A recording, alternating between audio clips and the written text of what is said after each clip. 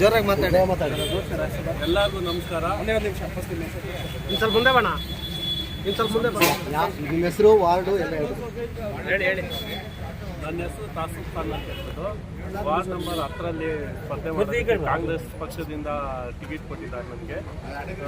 ಎಲ್ಲರಿಗೂ ಧನ್ಯವಾದಗಳು ಹೇಳ್ತಾ ನಾನು ಇದಾಗಬೇಕಂತ ಹೇಳ್ಬಿಟ್ಟು ತಮ್ಮಲ್ಲಿ ಕೇಳ್ಕೊಳ್ತೀನಿ.